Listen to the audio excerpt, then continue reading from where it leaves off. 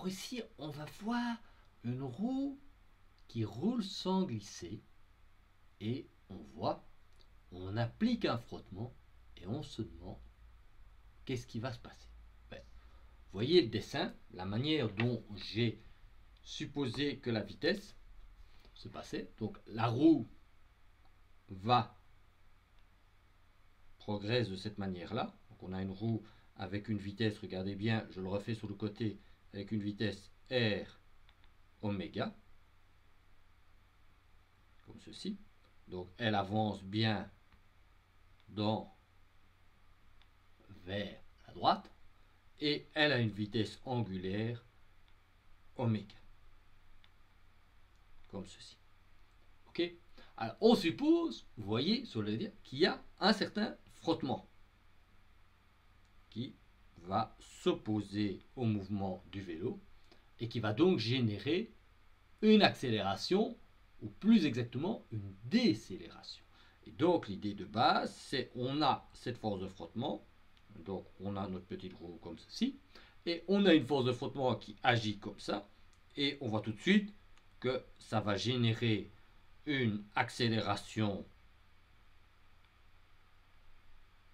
que je vais noter ici A, et qui correspond, comme la roue tourne sans glissement, à une accélération angulaire alpha, et comme c'est une décélération, on peut voir que l'idée de base, ça va être ceci. Et bien là, on a un paradoxe. Parce que si on regarde bien, la flèche rouge, elle génère bien une accélération, une décélération, parce que c'est la seule force horizontale qui va pousser.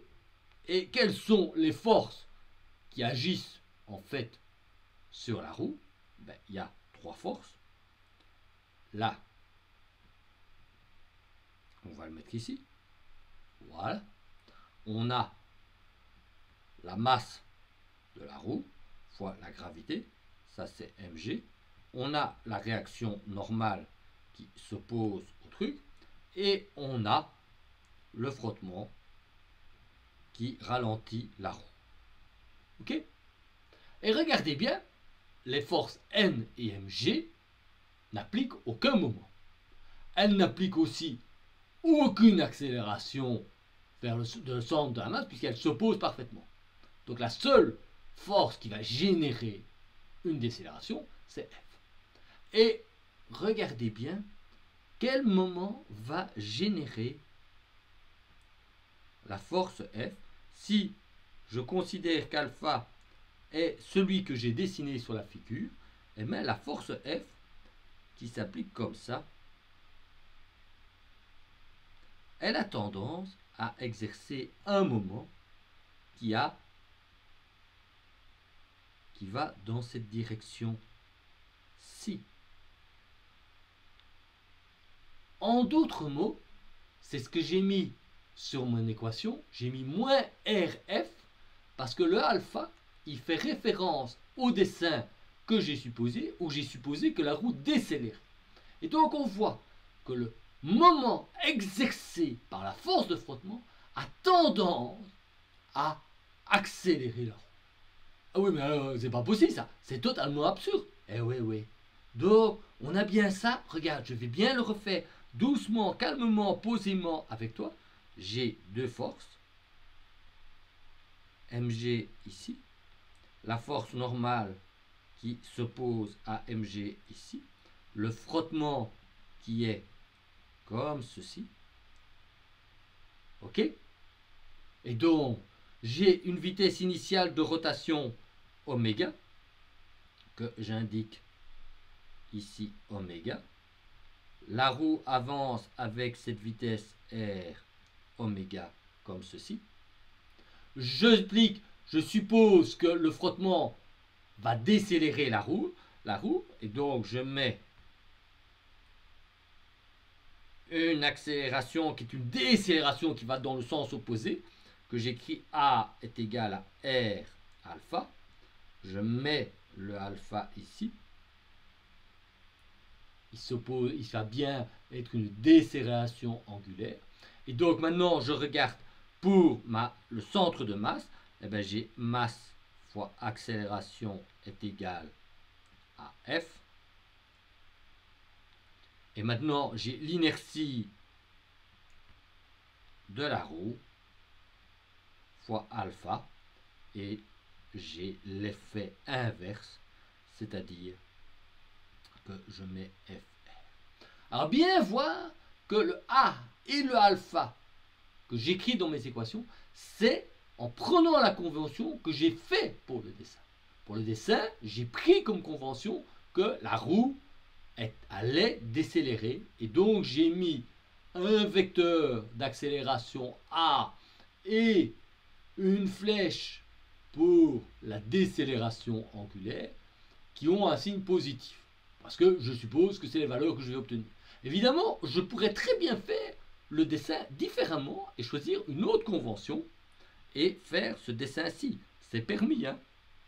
Donc je pourrais très bien faire ce dessin-ci. Voilà. Hop. Comme ça.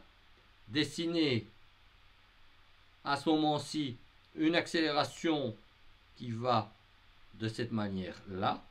R alpha. Un alpha qui va ici. Et qui ont maintenant un signe positif si la roue accélère. Et maintenant, si je fais ça, je vais écrire que M est égal à moins F et que I fois alpha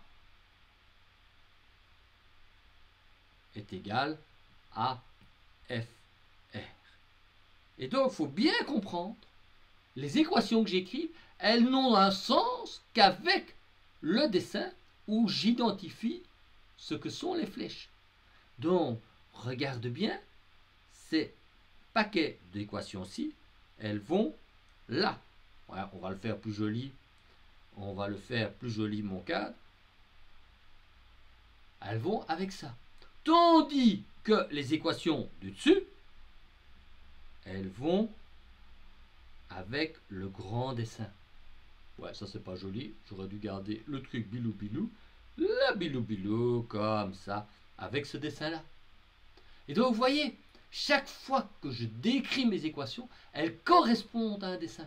Les équations sans le dessin, elles n'ont aucun sens. Et donc, ici, là, la convention, une accélération,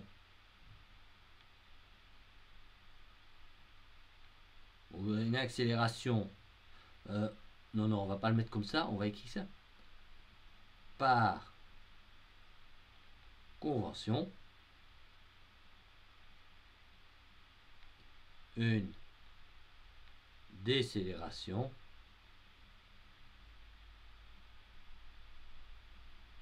est positive parce que j'imagine que la roue est ici par convention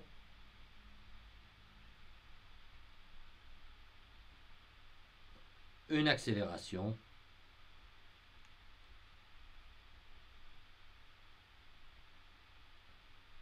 est positive. Et tu peux choisir la convention qui te plaît.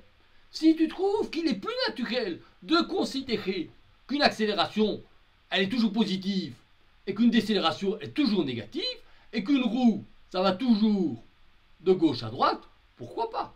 Attention, hein, ton vélo, il peut aussi aller de droite à gauche ou de gauche à droite. Donc, fondamentalement, ce qui est important, c'est que tu fais un dessin.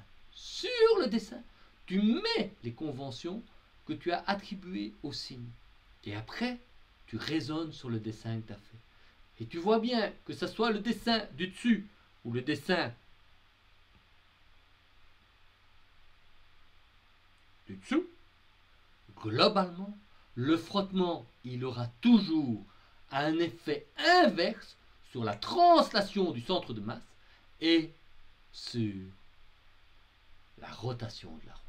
On voit bien qu'ici, le frottement va ralentir la translation de la roue, mais va accélérer la rotation de la roue. Et ça, d'une certaine manière, que ce soit l'une convention ou l'autre convention, eh oui les biglous, ça C'est totalement absurde.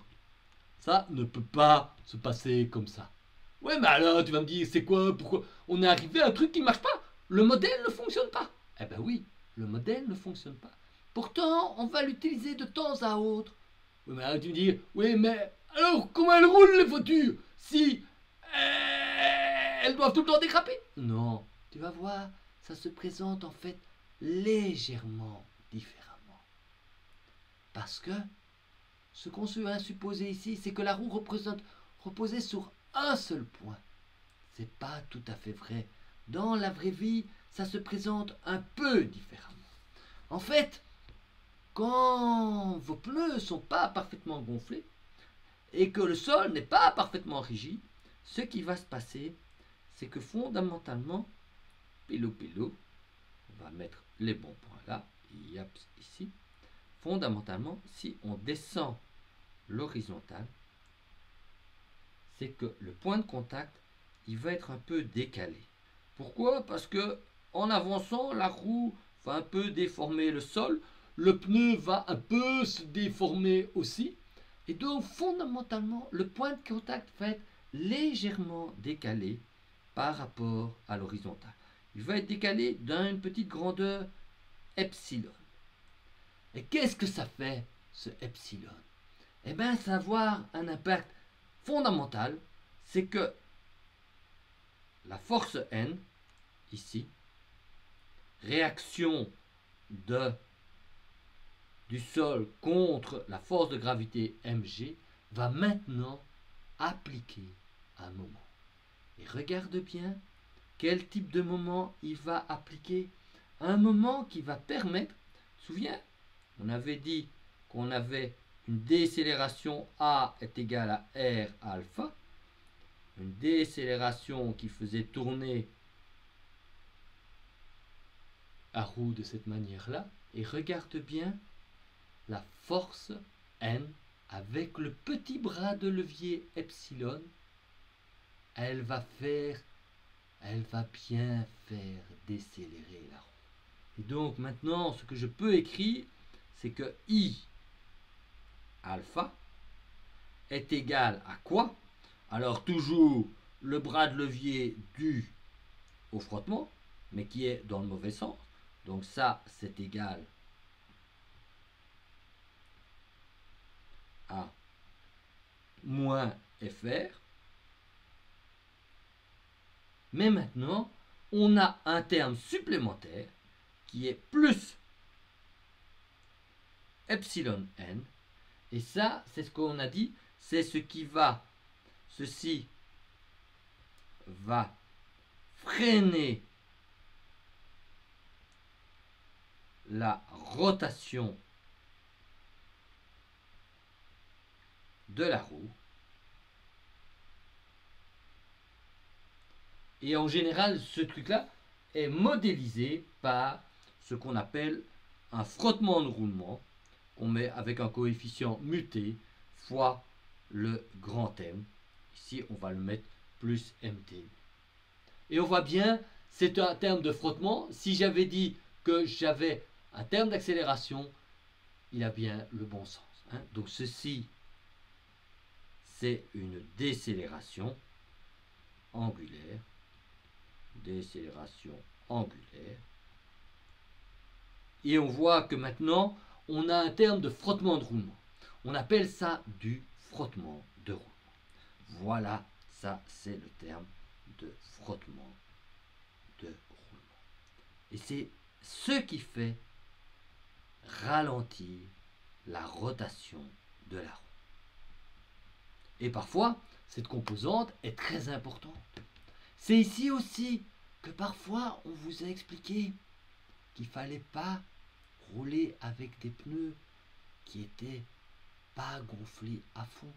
Parce que si vos pneus sont un peu plats, eh ben ça va avoir une importance prépondérante sur le frottement de roulement. Parce que la roue va un peu s'affaisser.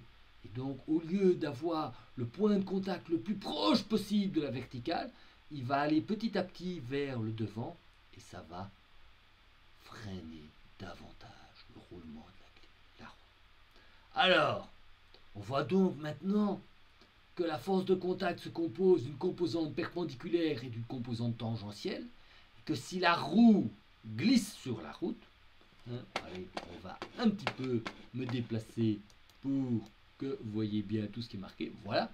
Si la roue glisse, dérape sur la route, il y a du frottement cinétique. Si la roue ne glisse pas, il n'y a que du frottement statique. Si une roue roulant sur une route va finir par s'arrêter de rouler, la force de frottement ne peut pas expliquer cela, car elle contribue simplement à faire tourner la roue de plus en plus vite. Eh oui, et donc il faut considérer la résistance au roulement, le fait que le point de contact, à cause du sol, à cause du pneu, est légèrement décalé. Et donc on va avoir une composante verticale du frottement, composante radiale du frottement, qui va ralentir la vitesse de rotation de la roue. Et voilà. Alors vous allez voir que fondamentalement, on peut faire beaucoup d'exercices en négligeant ce frottement de roulement. Mais il y a juste un cas où ça n'a aucun sens, c'est si on n'applique pas une force pour accélérer ou freiner la roue. Mais lorsqu'on accélère et lorsqu'on freine, vous allez voir que notre modèle fonctionne parfaitement. Et vous allez voir que ce qui permet de faire accélérer la roue ou de freiner la roue, c'est le frottement. C'est le frottement qui va permettre de transformer un mouvement de rotation à un mouvement de translation du vélo, ou l'inverse. Le frottement au point de contact, c'est ce qui transforme le mouvement rotatif en mouvement de translation du vélo et vice-versa. C'est comme ça que cela fonctionne. Restez à l'écoute. On va vous faire maintenant l'accélération et le freinage du vélo. Tu vas tout apprendre dessus. Restez à l'écoute, on vous explique la suite.